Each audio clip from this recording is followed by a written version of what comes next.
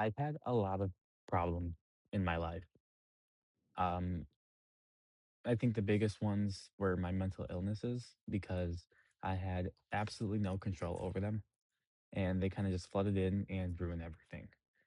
And if you're in a situation like this where you are constantly bombarded by the issues internally, I really feel for you because being in your own personal prison is one of the worst things you can be in because you still have everything around you and you have so many tools at your disposal that you're just not able to use.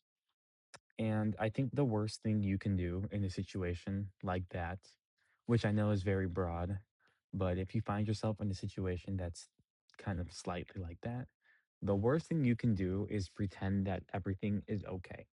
That is something I've been doing for at least 6 years now. Just not talking about my problems, letting them bottle up. And one day, everything kind of just collapsed. Um, I don't even know what today's date is. I probably should. But not too long ago, I had so many friends. I had a girlfriend. I had everything successful. And because I didn't say that something was wrong, because I was so scared people would judge me, it all just came crumbling down.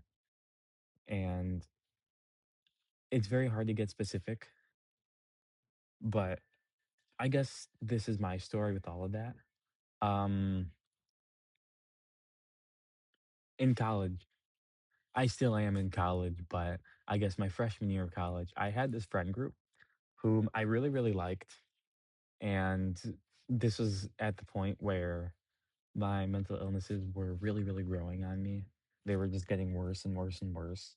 And I just had to go through it. I just had to get up and pretend nothing was wrong. And that was the biggest mistake I could have ever made. Um, because eventually you will just explode. And usually the explosion for everyone, but especially for me, was self-isolation. When everything stops going the way you want it to go and it just seems like it's going backwards, you cut everyone out of your life and you just are alone. And being alone sucks. It really does suck because once you're alone, you feel like you will never not be alone. Being alone is not a physical state, it's a feeling. You will feel alone even in a room full of people. And it's the hardest thing to break out of because you don't know what to do. The first solution you would have is, "Hey, I feel alone. I should be with more people." But it just gets even worse because you're with people and you're like, "Well, I still feel alone." So, how do I know these thoughts are really scattered. Um, it's very hard to make a video like this, being completely honest, when I haven't been completely honest basically my entire life because I am so scared of the consequences that will happen. Not because I'm a bad person, but exactly because of that, because I don't think I'm a bad person. And I feel like when I throw all my thoughts onto the table, people will look at me as such. And I think it's really important to know that you will have your own personal issues forever. But you have to at least try. All we can do is try. I think that's my words of wisdom today is if you can do anything your entire life from the day you're born till the day you die, one thing I personally want you to do is to just try. I think I've gone a couple months where I've completely given up and I'm not even trying and things just escalate so they just get so much worse. And thoughts like these that are super scattered, I'm not really making a cohesive story, is a result of that, is a result of years of self-isolation and such. I think the more I talk and the more I make videos like these to myself at least, my thoughts will begin to come together. I think this video came off as very pessimistic and nihilistic, and it kind of feels like there's no point in anything. I think this video is actually my glimmer of hope, where I'm actually doing something. It feels like the only thing I can do. to get out of the cycle that is what's going on internally. It's a really complicated thing, and it's complicated for everyone, but it's super frustrating when it's complicated for you, when it's your problems and everything. I have a lot of problems. It doesn't make my issues any worse or any better than yours because all issues are issues. That's one thing I hope you will, if you could take any lesson from anything here, it's that issues are not weighed. Trauma is not weighed. Trauma is trauma. Issues are issues. And we all need to come together to fix them. Um, I don't want this to be long at all. And I think I purposely want this video to not make much sense.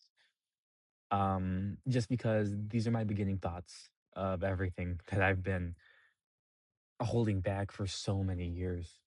Um, I think if you can get anything out of here that actually makes sense, it's that I've been self-isolating for a very long time, and you will see the consequences of that. And I'm really happy that I caught it earlier in my life, being not even being 20 yet, I'm only 19. I think it's a very good thing to do something like this and kind of journal your thoughts in a way that's not too demanding. So let's cut to the chase here, right? What is the conclusion of all of this? Um, this is my channel. These are my thoughts, right? And as we progress more, they will make more and more sense. But the one thing I want you to grasp from this one is that if you were to ever do something like this, if you're ever trying to solve every issue in your life, it will always be scattered. It will always be super, super difficult to combine it into one big thought that actually makes sense. And I think that's kind of the goal I'm going for here is that problems don't make sense. They almost never will. And you will find solutions to them, but it's not going to be easy. And I guess that's the entire point of everything I've said right here is that so many things just don't make sense. But I am doing the most I can right now by trying to make them make sense by making something like this. So those are my beginning thoughts, my general thoughts of everything.